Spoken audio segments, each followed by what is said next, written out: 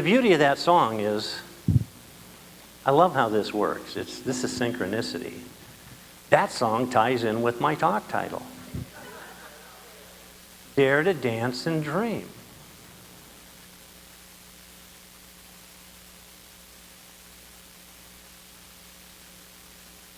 Twinkle, twinkle, little star. I wish I may, I wish I might have this wish I wish tonight.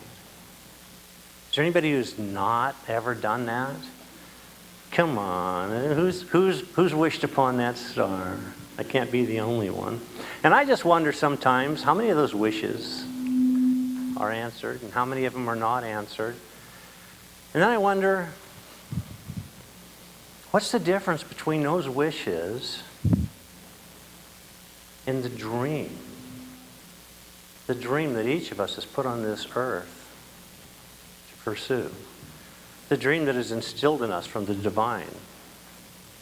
That dream that could lead us to heights we never dreamt of. That dream that could make us focus so intently on something that we leave all the small thoughts, the small wishes and wants and desires. And that's what I think the wishes are, that twinkle, twinkle, little star type. I think the wishes, wants, and desires are just this endless chain of things that pass through our minds. Or maybe that's just me. Maybe that doesn't happen to anybody else. But I have this endless stream of things coming through. Some of them are little and kind of, not too energetic. I mean, it's like, gee, I wish it would rain. Gee, I wish it would stop raining. Gee, I wish the neighbors weren't so loud. Gee, I wish the cat would stop spilling the milk. And others of them, did I mention, gee, I wish I had $1 bazillion? And others of them are like bigger than that, and they're way more emotional, kind of along the lines of, that person, I just wish. And of course we don't really. And fortunately in those moments, it's a good thing that this endless chain of small wants, wishes, and desires does just pass through and doesn't stay with us. The difference is, the dream is big, and the dream pulls us. We all know somebody who's been driven, that person's driven to do this, driven to do that.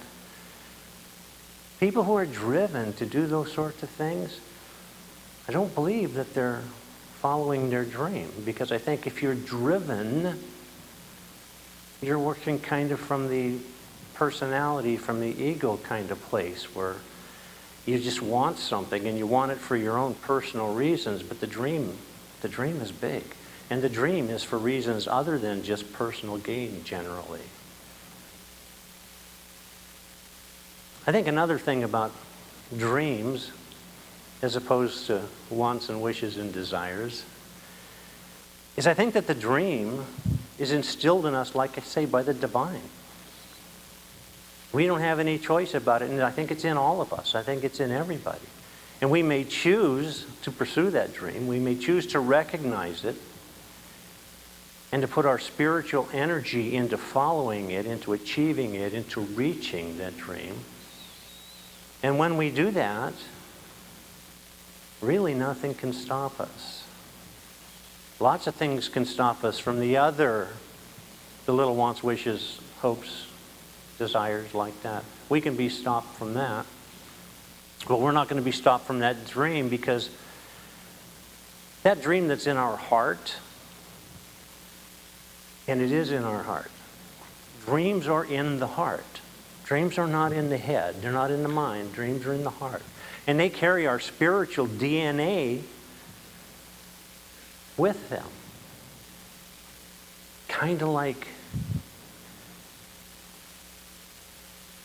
the genetic information that's held within a seed. That's what our dream in our heart has. And like the seed, we have to nurture and provide the appropriate conditions for the dream to come to bloom. So there's a story about two seeds. They're sitting side by side on the dirt. And the one seed says, wow, I want to grow. I want to shoot my roots down into the earth, and I want my stem to come up tall and straight and proud. And I want to have petals, and I want to feel sunshine on my beautiful flowers. And I want to feel the dew on my petals. I want to be all that I can be. And the other seed said, well, I'm not sure. I think I want to wait a little bit. I want to make sure that the conditions are right. I want to make sure that, everything's ready to go. I want to make sure that nothing can get in the way here. And so he did. He waited until a chicken came along and pecked him off the ground. Okay, so we don't have to let our dreams not come true because a chicken pecked them off the ground. We can pursue them full tilt. We can go full out, can we not? And that's our purpose. Our purpose here on this planet is to further this planet and everything pertaining to it. As long as, I made a mess over here, but as long as we put our spiritual power behind our dreams, probably they can't be stopped. Although it's said that 1 out of 10 really comes to fruition, but that only means that lots of people haven't put the appropriate power behind it. And if we just do that and then make a little bit move forward every day in the direction of that dream, we're going to see it fulfilled. No less a person, Henry David Thoreau, remember, said, if a person is to march confidently in the direction of his dreams, and, isn't there always an and endeavors to live the life which he has imagined, then he will reach a success unheard of in common hours. Wow. That's like the dream come true scenario for sure, isn't it? So I ask you, is that supernatural? No. I don't think so, and neither does Ernest Holmes, founder of Science of Mind, our leader. He says in the text, Science of Mind, that we live in a spiritual universe, that God is in, through, around, and for us. There is nothing supernatural anywhere, on any plane. That which today seems to us supernatural, after it is understood, will be found spontaneously natural. But the dreams are big, right? They pull you. They don't allow you to get caught up in little mundane things. You're going to be surprised to hear I have another quote from Ernest Holmes coming up. Really, in this thing called you, in fact, let me just go to it. Because in this thing called you, he says, your creative power is not an act of will. Because that's the question. Do we accomplish our dreams by willing it to be so? And Ernest Holmes says, no, it's not an act of will. It is rather an act of your willingness to believe. And you are believing in something greater than your objective self, something deeper than your subconscious self, something beyond the collective thought of the world. Your creative power comes from the originating spirit itself, which knows no limit, is conditioned by no circumstance, and governed by no law outside of itself. So just say to yourself that that which has no limit is flowing through my consciousness into action. I am guided by the same intelligence and inspired by the same imagination which scatters the moonbeams across the waves and holds the forces of nature in its grasp. Wow. How would you beat that?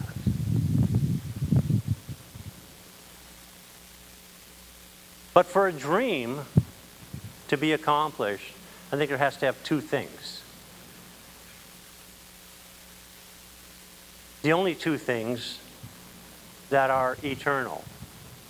Okay, it has to be built on something eternal. For a dream to be built on something that we're doing this week, this month, this year, this lifetime, this century, I don't think that's enough, because as we know, all those things change.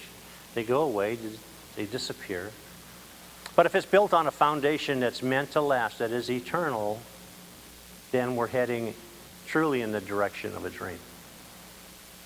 One of those things, the first thing is, in order for it to be eternal and everlasting, it has to be truth with a capital T.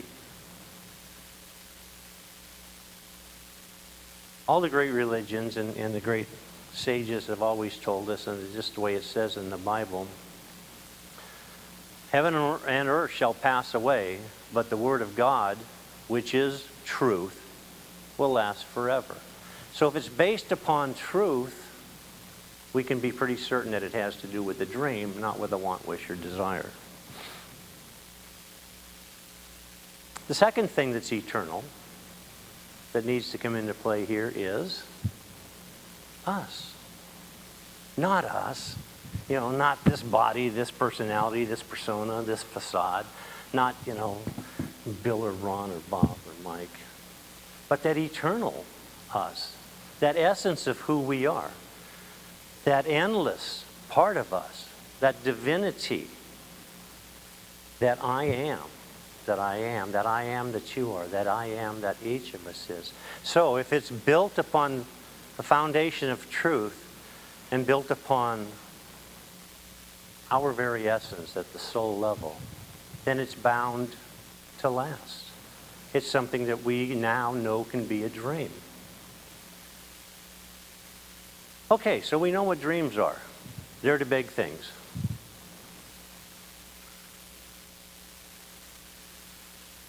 How do we get there? My suggestion is we dance to our dream. And I don't mean that to be flip. I mean that we dance. We waltz across everything that would seemingly be in our way to accomplish our dream. Can we do this dance alone? Say no, probably not. And we know about dancing, right? If you see two people dancing and they both want to lead, how's that going to work out? It gets a little messy, kind of a little jerky, a little not spontaneous. But when one person leads and the other person follows with attention and intention, then the dance goes smoothly. It's like the two bodies become one, and they just one fluid motion dancing around the room. And I think that's the way it is when we choose to surrender to and allow Spirit to be our partner. And let Spirit take the lead in this dance. Because really, dreaming is divine guidance. Is it not? That dream's been put in us. Our job is to sort it out and go after it. But we need guidance. We need the divine guidance. And when I think about guidance, funny how the last bit of that is that same word, isn't it? Dance. So I think about guidance, and I think about, starts with a G, then it's you and I dance. And then, if I just let that G stand for God, I've got God, you and I dance. Dance we do. Dance we must. I don't see any other way of making this. We don't throw ladders up in the sky anymore. We don't think about clouds being angels anymore. We know. We have to find that dream. We have to find that dream that's been implanted in us by the divine, by our Creator. And this whole world, this universe, everything around us, everything we see, everything that's ever been, this is the dance of the Creator. This whole thing, it's all a big dance. And when we dance, we can face pretty much anything, right? I mean, we can dance in any conditions. Life is not about waiting for the storm to pass. Life is about learning to dance in the rain. And when we're one with that Spirit who's leading this dance, we can dance through any seeming obstacle, negativity, anything untoward. We can dance through them. We can dance around them. We can dance over them. We can incorporate them, make them our partner, and dance with them. There's no end to the things that we can do.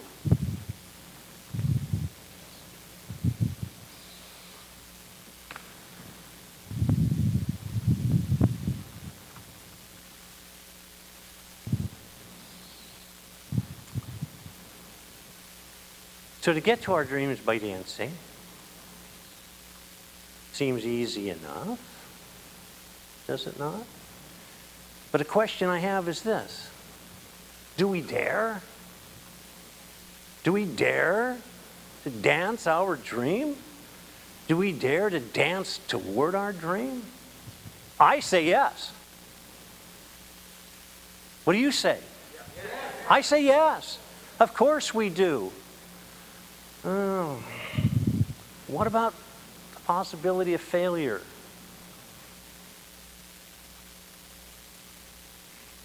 What about if we fail? Well, I'm going to ask you, what about if we don't? Where would we be today if all the dreamers of the past had refused or declined to dream for fear of failing? Where would we be? We'd still be living in caves. And if there's any hope at all for the future of humanity, and for us achieving that state where we're all back together knowingly, we are all together as one in the divine mind. But to get to that state knowingly so, how are we going to do that if we don't attempt our dreams? And not just attempt, we need to go full after them. So do we dare? Yeah, I think so.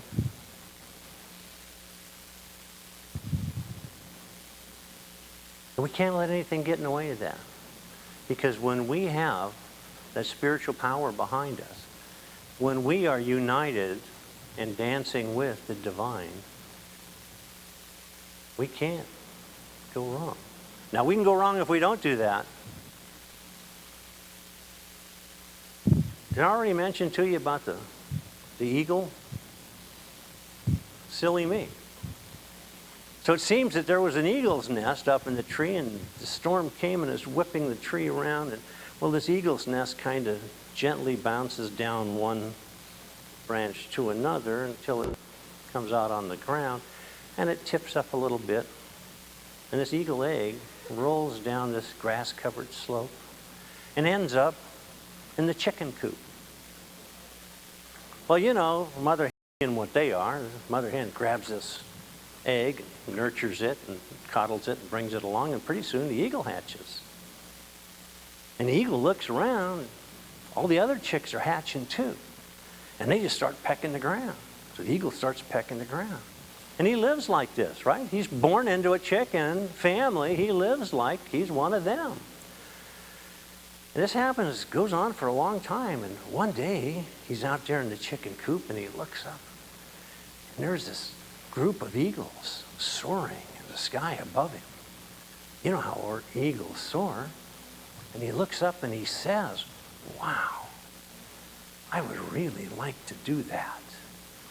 And all the other chickens said to him, "What, are you crazy? You're a chicken. You can't do that. Forget it, kid. You know, put that thought out of your mind. Not going to happen." So the eagle gives one last glance, and then it goes back to pecking on the ground. Well, it lives several years, his whole life, in fact, and then the eagle dies in that chicken coop, never having realized the dream. He didn't recognize that pull, and he didn't fearlessly throw off all the shackles that bind him and go after his dream. So back to the bit about, is it a want, wish, desire? Is it a little thing, or is it the dream? There's a story about a revered teacher in India, and he's leading a group of students down the road, and there's ahead of him is this old guy, and he's leading a cow. Cow's got a rope around his neck, and the man's pulling it. And the teacher says, go surround that guy and his cow. I want to teach you something. Well, the man hears this, and he's thinking, oh, I want to learn. This guy's a teacher, I want to learn. So he just stops while he's surrounding him, and the teacher says to the students, who's in charge here? Who's in control here? Who's running this show? And the students say, of course, the man. The cow has to follow him all around. The man's the master, the cow's the slave, doesn't have any choice. He's going with him. He says, yeah. And he whips out his knife and he cuts the rope. And the cow scampers off. The guy goes on after it. And he says, what I want you to know is that cow had no interest in that man.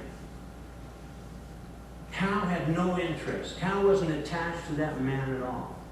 And as soon as it was allowed to be free, it roamed off. And now the man has a serious interest in the cow, so he's chasing after it.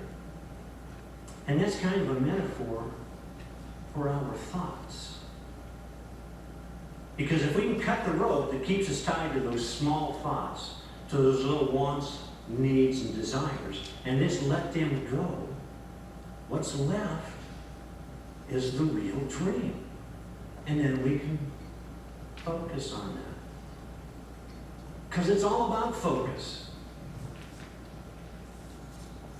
If I had the maintenance yard over here deliver a great big long plank here, like a 2 by 10 inch plank, and said, let's walk across this plank, we'd all do it, wouldn't we? I mean, who wouldn't? We'd just get up and walk across the plank, because our focus would be on doing exactly that.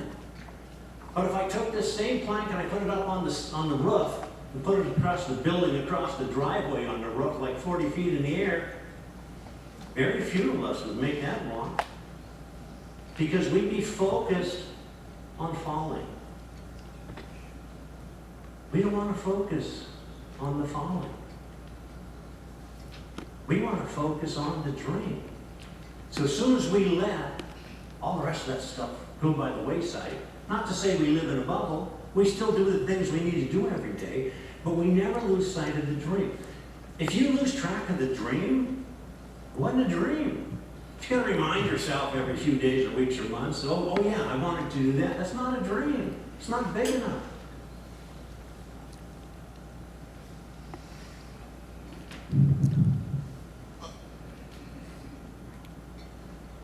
Lewis Carroll is we're all wondering why I got this in my hand. Lewis Carroll wrote that marvelous thing, Through the Looking Glass. Remember that? And there's a story in there that's kind of apropos here. And it's about dreaming that impossible dream. Because if the dream doesn't seem impossible, probably not big enough. Think big. Dream big. Here's the thing about dreams, big dreams. At first, they seem impossible. And then when you couple with spirits to dance toward them, now they seem only improbable. And then once you practice your dance and you get it perfected, now that dream becomes inevitable. So, there's a conversation between Alice and the Queen, and it goes something like this.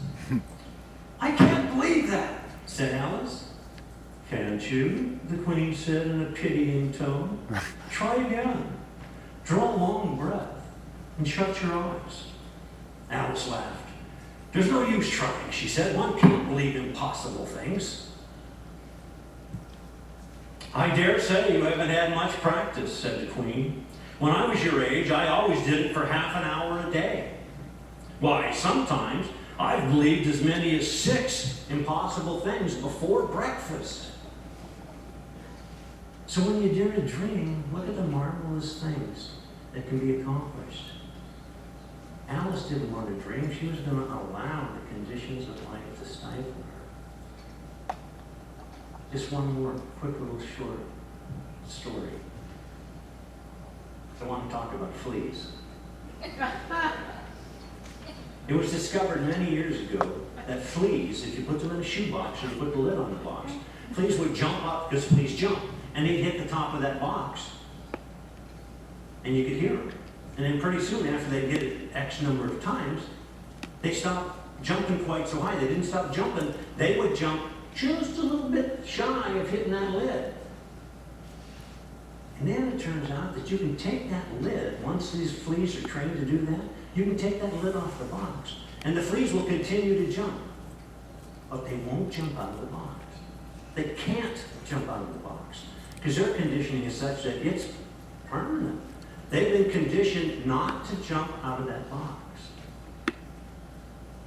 So my charge to us is, let's don't fall for that conditioning. Let's don't do that to ourselves. Let's follow that dream. Let's be like Alice or like the Queen.